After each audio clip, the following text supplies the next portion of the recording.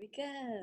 So, hello, Barbara. I'm so delighted that you agreed for us to chat on Zoom this afternoon so we can share with lots of other women what it is that you do. I know from experience that when women are trying to lose weight, they're using the old unconscious programs and then don't know why, almost like the diet isn't working. So, for example, for me, I've got this almost like Pavlov's dog thing that happens. If I sit down and watch any soap opera, yeah, I know I'm going to go to the crisp drawer and I know I'm going to go for that cheeky bar of chocolate in the fridge. Yeah, and it always happens automatically. Yeah. And then I recognize as well when I'm sitting and my mind is just wandering, again, I'm reaching out for the something else, the something else, the something else. And what hit me this morning, because I knew I was going to be speaking to you, is that I can remember as a baby, yeah, well, I can't remember being a baby, but I can remember my mother telling stories of when I was a baby, there was a big thing around sugar, and they used to put sugar with water in bottles. So probably from a very young age, I was brought up to be soothed by sugar, yeah? And so many of us start diets and we go to, soothers, whether that's chocolate, sweets, crisps, chips, anything that you feel is that go-to for you is almost programmed in there. So it's just programmed for it. And then when we start to do a diet, we go around buying the healthy stuff. But at the end of the day, if we just don't have time or if we just can't be asked, we go back to the soothing food and it don't work. And we make ourselves feel bad, but really we're just making ourselves feel bad because we've never become conscious about food. And I've yet to meet somebody who works with people on nutrition who helps people become conscious with food. And then you appeared. What an incredible lady. Wow, we stand some hope and success. So that instead of being sold nutrients or, diet foods or fads, it's about working with ourselves really to make more informed choices. So over to you, Barbara. Tell us how you got into this. Well, thank you very much, first of all, for asking me on here. It's a real pleasure to be able to share what I'm doing. And yeah, you're absolutely right in what you say about the food. We are from children taught how to, if something goes wrong, we're automatically fed with something sweet. Yeah. And worse than that, we're actually programmed as human beings to veer towards the sweet rather than any of the other foods. So it's a natural progression as we become that habit of eating sweet stuff, it just becomes our natural comforting food. Yeah. Whenever something goes wrong or whenever we feel like treating ourselves, more often than not, because some people will go for savory, but more often than not, we go for sweet stuff. Yeah. And you asked me, how did I come to this? Well, I was a perpetual dieter at one time. Even from the age of 18, I put on a load of weight, working in a deli. All my friends had gone on holiday. I felt so sorry for myself, and I just succumbed to all the lovely bakery cheesecakes and everything else that they had there. And I started putting on weight. And that was like my first realization how more calories in than out put weight on. But yeah. I didn't know how to get rid of that weight, and so started this perpetual yo-yo dieting. I'll try this, I'll try that, I'll try the other. And then a couple of decades later, I got involved with, I started to do, I got trained as a life coach, and I got involved with food in a very different way, and I started to see how it was actually our mindset. And beyond the mindset, our belief systems that created the weight loss or the weight gain. And I started to work with that. I was working with a company, a franchise company, but in the end, I gave that up because it was pinching all my ideas, basically. Everything I was giving her, she was using, but that's sort of history now. And then how did I come back? I mean, I've got a whole history of stuff in between, but we'll talk about the weight loss. I've come back to working with that because I've worked with sick people, with illnesses, with depression, with all sorts of different conditions. And the more I learn, the more I see how diet is actually affecting people. Yeah. And it's funny, really, because this morning I actually was going to put on a little video clip, and I think it's really relevant here as to what we're talking about. How do we get stuck in this perpetual diet, weight loss, weight gain, diet, weight loss, weight gain cycle? Yeah. When we start, one of the things is the words that we use and how those meanings of those words have actually implemented themselves on our cellular memory. So when you think of the word diet, you've got, or dieting, take the T out, and what have you got? Dying. Yeah. Yeah. When you're dying, doing a weight loss program, you're actually doing something your body doesn't like doing, because you are, generally speaking, depriving yourself of the food that you love. So your only motivation then is what you're going to look like when you're finished. But of course, at the end of it, you have achieved your weight loss. Okay, so weight itself is a really heavy word in itself. Yeah. And then you're telling yourself weight loss. So you've lost something now. Yeah. So what do we do when we've lost something? We start like mad crazy looking for it. You've lost your keys. It's like, oh, where have I put my keys? You've lost somebody near and dear to you. You start grieving. Yeah. So now you're grieving and you've lost something, and you are then looking subconsciously, because that imprint of that meaning of those words is in your cells. Yeah. And you start subconsciously sabotaging it because you've got that meaning in your cells. Yeah. So what happens then? You start putting the weight on because you're looking for that weight that you've lost. So you start piling it on again. I can remember actually working in a business coaching relationship with somebody who was involved with nutrients and nutrition. And for me, I said, well, yeah, I know that, say, for example, they could have products that work. But I said, at the end of the day, you know, I know it's very simple, the act of eating. In fact, it takes effort to eat, yeah? You've got to actually find it and put it in your mouth. And somewhere along the lines, there's got to be some reality kicking in. Because if you were to look at it as a conscious level, you can just stop doing it. You can make a choice. You can stop doing it. But if we are breezing through life using our subconscious modalities, yeah, we're just going with whatever is, as you say, programmed in. And the body is just set up to keep us safe. So if the body at a cellular level keeps us safe, yeah, it's just going to repeat the patterns of everything that we've ever eaten before that made us feel good.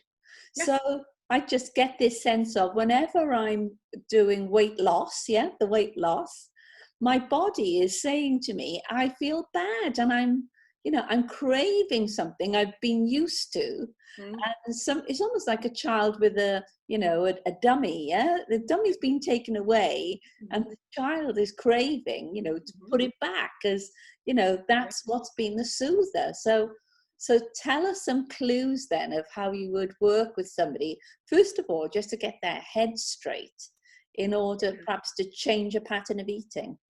Yeah, absolutely. It's just so fascinating because we're never taught how to eat consciously.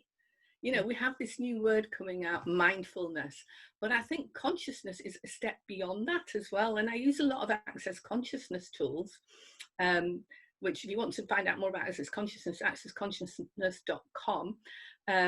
But it is about using the tools of asking questions, having no point of view about stuff, because the minute you have a point of view about stuff, you start sabotaging it.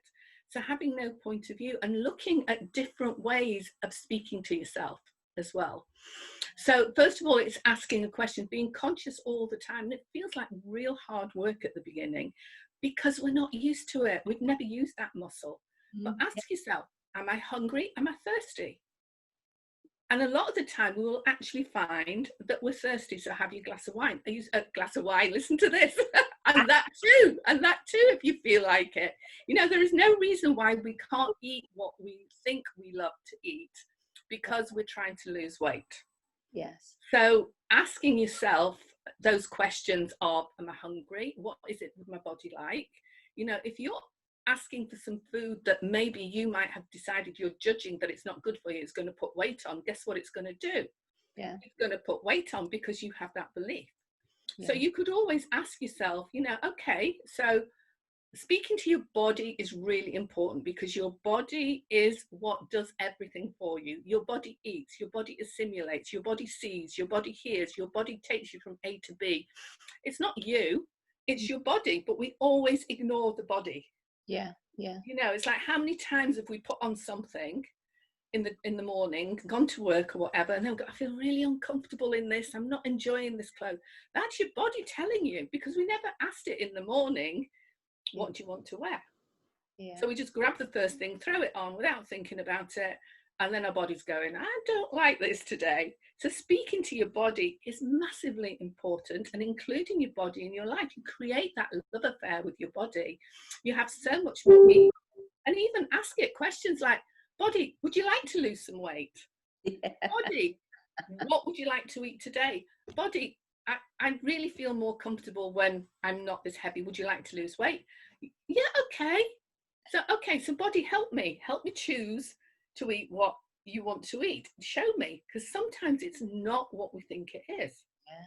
And I remember a few years ago, I wanted to lose some weight. And I use that term very, very loosely because that's what people understand. And I just said, body, can you help me lose some weight? And I lost about 10 pounds in 6 months and didn't even do anything different. I didn't even realize I was doing anything different. And I lost the weight. Yeah, I love the way that you're you know, I love your process, because it reminds me very much of almost like Buddhist doctrines, because you know the Buddhist doctrine is to be present in everything that you're doing. Well, that's mindfulness. Yeah. And when you start looking at the meditative process, it's finding those gaps in between what we do. You know, it's a bit like comparing consciousness with subconsciousness, because the gaps in almost like our memorandum of working, because we spend 95%, you know, just in free flow in the subconscious, doing all the things we're used to doing, and only 5% of our day in the conscious mind actually making informed choices, as you were just describing, talking to yourself, saying, hey body, what do you want? And so it's really interesting to then put a diet in the as part of the equation, to start thinking, no, I'm actually going to be present with my body, ask myself what I need, and stay mindful, you know, be present in everything that I do, including my choices around food and my choices around how much food I eat, or what types of food I eat. And then being mindful eating it, because so many of us now sit in front of the TV and eat, and we can't remember what we've eaten, but we just keep getting up and going back and forth to the fridge, and you know, soothing, the enjoyment of watching TV. But we're not conscious; we're actually eating unconsciously. And I love it. You know, I could remember somebody saying to me, I went to to watch a film in the cinema. And, you know, you get the big thing of popcorn, and you're eating it, you know, and you'd be, you know, consciously you'd be amazed even before you went in. Am I really going to eat all that popcorn? But because you're in front of a movie, you're not even thinking about what you're doing. And you're eating things that, you know, in the true light of day, you'd really question, you know, why am I doing this to my body? Is this good for my body? Does my body really want all this? So how can we stop this perpetual program of us going into the subconscious way of thinking, where really we need to be far more conscious and mindful of what we should be doing? Yeah, it's what I used to do, and I still tell my clients to do that because it worked really, really well. Like I said at the beginning, be mindful of what you're eating. You know, you're saying, am I really going to eat that? Well, instead of saying, am I really going to eat that? It's a different question. It's like, body, do you really want all this? Probably no. Okay, so you can eat sort of a few, say it's popcorn, you're eating a few pieces of popcorn, and then remind yourself, body, do you really want any more? So just get yourself present with your body, whether your body actually needs any more, because sometimes you only actually need a taste of something to actually satisfy your craving for whatever it is. Yeah. So being mindful every few mouthfuls, not just with your popcorn, but with your meal, ask your body, do I really need any more than this? Are you feeling full? Are you satisfied? Do you want anything else? I mean, I'll tell you a funny story. I was going to tell you something about your mind as well, so remind me. But I'll tell you a little funny story. I was teaching my friend to do this a good few years back. And she said, you know what, Barbara? She says, I've been doing this, what you've been telling me to do, but flipping heck. She says, I had to cook 3 meals because, and she loves her food and she loves the amount of food that she eats. So in her mind, her belief was she needed to eat a real sort of big portion of food to be satisfied at that time. She says, I cooked 3 meals because I asked my body, do you want this? And my body's going, yeah. And 5 mouthfuls later, it was going, no, don't want it anymore. So because she'd actually programmed herself, she needed a big amount. She went, well, body, what else do you want? So she cooked 3 meals before she was actually satisfied. Now, what I would have said to her, what I probably did say to her, well, did you ask your body after the first time whether it needed another meal or whether it needed something else? You know, so that she didn't have to go and cook 3 times. I just thought it was so funny that she said to me, I'd cook 3 meals. But your mind is just such a fascinating thing, because the very first time you actually try something food-wise, you taste it, you have that imprinted memory of how that food tastes. And then every time you eat it, your body will naturally gravitate to it if it likes it. It's like, oh, I really enjoyed that. I'm going to go and have that again. But 5 or 6 years later, you're still going for the same food. Yeah. But we don't ask the question, body, do you still like that? Yeah. You know, I used to like fish and chips once upon a time. And it sort of, I started to ask the questions. And then eventually my body wanted it less and less. So I was like, 2 or 3 years, I'd have it once a year. And now it's like, because I ask those questions, then my body just goes, actually, I can't think of anything worse at the moment. It's too heavy. It's whatever it is, whatever judgment I put on it. And then again, do I put a judgment on it? It's not a judgment so much. It's more of an awareness that my body doesn't feel comfortable with having that anymore.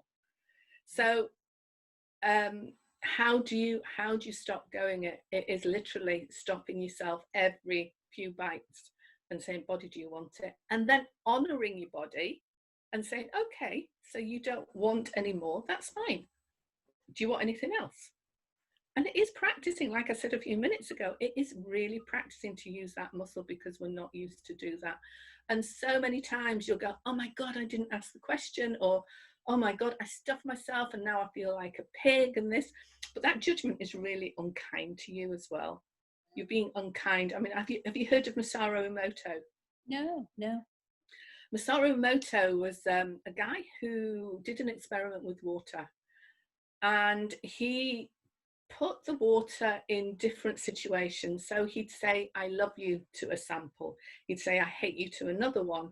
He would take a sample to a beautiful place, and he would take a place somewhere where it's really toxic, like Chernobyl. He'd play really relaxing, lovely music, and then he'd have another sample where he'd be playing headbanging music.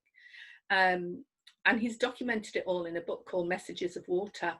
And you can see it. And the beautiful positive things are beautiful, like snowflake crystals, and all the negatives are all just gnarled little blobs and stuff. Now, if you think you've got 90% water in your body, yeah, and you are all of a sudden judging yourself, that is going to create horrible, gloopy blobs that aren't crystalline in structure. What is that going to do to your body? Yeah. And we never ever consider that we might actually be harming ourselves and our health, yeah, by being so unkind, by judging it. you know, what we believe about ourselves will show up. Yes. And, you know, what we believe about our bodies is going to show up, you know, so as we think, so we will become. Yes. So it's just really important how we speak to ourselves. Mm-hmm. What tips can you give us on mindful shopping and mindful fridge freezing? Okay. So once upon a time, I would have said read the labels and Okay. ask yourself if you want all those chemicals, but now they've got really clever and they don't put all the chemicals on there. I do a little exercise. I teach people this little exercise of doing, it's like muscle testing. And I sort of stand with I stand upright with my knees slightly sort of loose, you know, not locked. And I first ask myself, body, yes, yes, yes, and my body will sway one way. And then I say, no, no, no, my body will sway another way. Okay.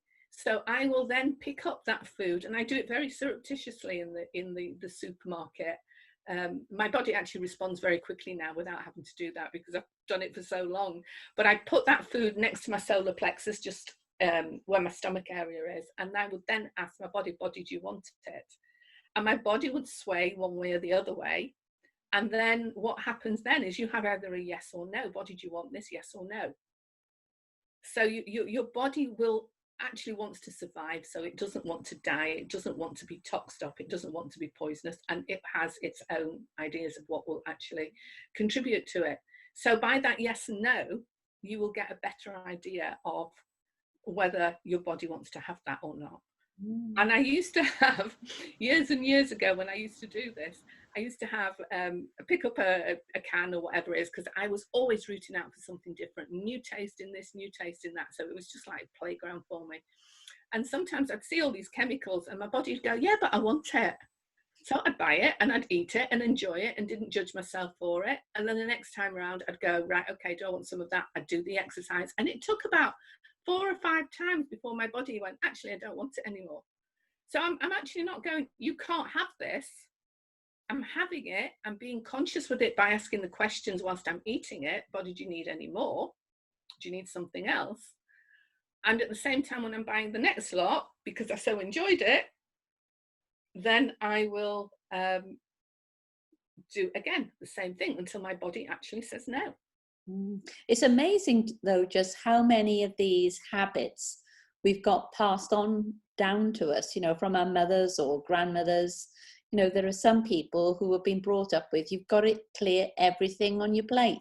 I can remember, you know, my mother saying to me, you know, there are children starving in Africa. And I was trying to work out, well, how, whatever I leave on my plate, is that food going to go to Africa, you know? Yeah. But it stays in our minds, doesn't it? You think, gosh, have I got to clear everything on my plate? And so, you know, you can see how overeating can happen because people feel as though it's, you know, it's food is expensive, it's on a plate, therefore we've got to eat it all. Whereas we don't have to eat it all. We can eat as much as we like, as much as our body feels comfortable eating. That's right. Yeah. Yeah. I remember with clients, I used to say to them, look, if you can't, because a lot of people have this, especially if we have parents sort of from after the war and where food was rationed and it was really precious and people didn't have the glut of food they have here. But obviously we still have got that mentality because we've been taught by our parents. And I used to say to people, just leave a bit. And it's like, oh, I can't do that. Yeah. I can't do that. I've got to eat it all. I say, well, just leave the tiniest amount, even if it's just the size of a pea. Learn to leave that little bit on your plate because it starts to give you permission to actually start leaving stuff, and then you can actually start to work with how much your body really wants and start trusting that body. I used to have a friend who was, and I'm sure he wouldn't mind me saying this, but he was addicted to chocolate, to commercial sugary chocolate, which is really candy bars, it's not chocolate. And I was doing a session with him one day and he had a big stash in his wardrobe, in his cupboard, and I just went, that bar of chocolate you've got in your hand, will you throw it in the bin? And he went, no. So I went through a set of processes with him, and in the end he went, okay, I'll throw it in the bin. and he threw it in the bin, and he's never forgotten it to this day. And it was almost, it just liberates you that you don't really, it's not that precious. Yeah. You know, we have that choice how much we eat and when we eat. And when we stop having a point of view that we can't get rid of something or not eat something, it creates something else in our bodies. I'm really interested in stress as well, because I was quite alarmed when I came across some data saying, you know, in the 1940s, women and men used to have multiple sclerosis, you know, 1-to-1. But now the quota has gone up for women, and women are 3 to 4 times, you know, more likely to get it than men. Yeah. And they're putting this down to the stress that women now absorb more than men, because women are now, whereas in the 1940s, women didn't work the way they worked as they are working now. So you've got women working full time, you know, being the mother, being the daughter, being the wife, being the everything. And women are, because they're empaths, they just absorb everyone else's problems, or tries to solve everyone else's problems. That's So right. women in particular are really, you know, carrying the weight of stress at the moment. Do you think that affects as well, you know, how the choices we're making around food? Absolutely. Absolutely. When we're stressed, we start to comfort eat.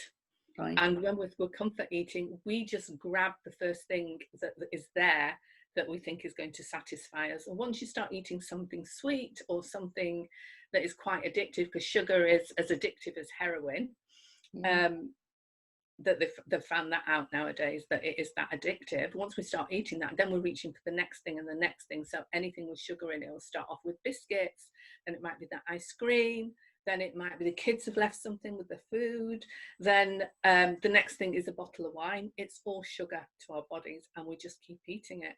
And you're quite right in saying that, you know, we are empaths.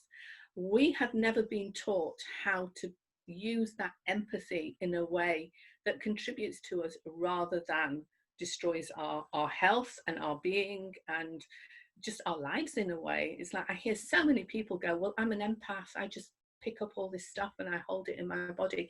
Why are we holding it in our body? Men can be empathetic, they don't hold on to it, they let it go. And I did a webinar on this once last year, I think it was, or it was the beginning of this year, and it was about how to actually manage being an empath without holding it on.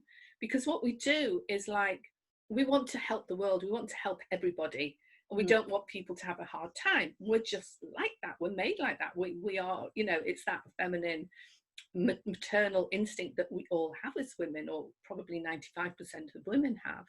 And when we are taking that on, what we think we are doing is, by taking on people's pain, we are taking pain away from that person. But in actual fact, that person doesn't have any idea that you've taken anything away from them, because they've not experienced anything worse. They're totally unconscious about that, and they have got nothing to bear it with. So you've taken on somebody else's pain and misery and whatever it is, they're totally not aware of it. So you haven't really contributed to them in any way, and you've absorbed it into your body. And then that can create weight gain again, because every thought, like you said before, manifests itself in your body. Every thought becomes a chemical in your body, and anything negative will become a toxin. And then your body cleverly wraps that toxin in fat, or puts it into a fat cell, to keep your body safe from being poisoned, rather than being able to go, okay, I see you, I hear you, I feel you, and then let that go. Let it go. Stop holding it in your body, because when we hold it, that's what we create. When we go, acknowledge it and let it go, there is no reason for it to stay in our bodies. And we can just let it go, and then it's not affecting us. We don't have a point of view about it in our body to solidify it as anything. That's wonderful. So we could all be thinking ourselves well, thinking ourselves slimmer, thinking ourselves healthier, and it's just something we can do by just being far more conscious and present in how we develop a relationship with food. Exactly, exactly. There's no reason for us to deprive ourselves of things that we enjoy. A lot of things that we enjoy, we think we enjoy, like I said before, with our brain imprints that memory of that food. And 5 years later, 10 years later, if we actually sat and tried that food again like it was the very first time, we might find it tastes completely different, and we don't enjoy it as much. So yeah, it's being that conscious all the time about what we're putting in our mouths, how we even live our lives as well, and how we react to different things will create a different body shape and a different weight in our bodies, depending on whether we go down the route of being conscious and listening to our bodies, or just totally being unconscious and ignoring it. Thank you so much for sharing this afternoon. It's been a real pleasure to learn so many more techniques. How can people get hold of you? What have you got coming up that people could join in with? Well, I've just started a page called Weightless 101 on it's a group actually on Facebook. They can get through it through Weightless. They can actually just put Weightless 101 in there, and there's a picture of balloons, of a sort of pale picture with balloons on the picture, because I think there might be a few other people there. Or they can contact me through my Facebook page, Barbara Louvrou, as well. And yeah, I'm doing on the Weightless 101, I'm setting this conscious weight loss, in inverted commas, weightless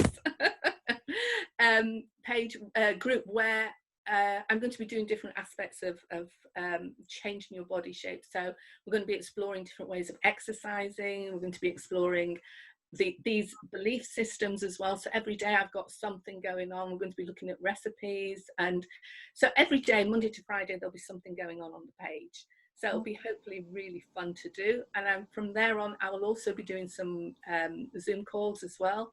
People can join in. So you're all welcome to come along, come and have some fun and play with it, because you know, our lives are about fun and enjoyment. So everything that we do, let's make it fun. Oh, thank you very much for sharing your afternoon with us, and hope you enjoy the rest of the day.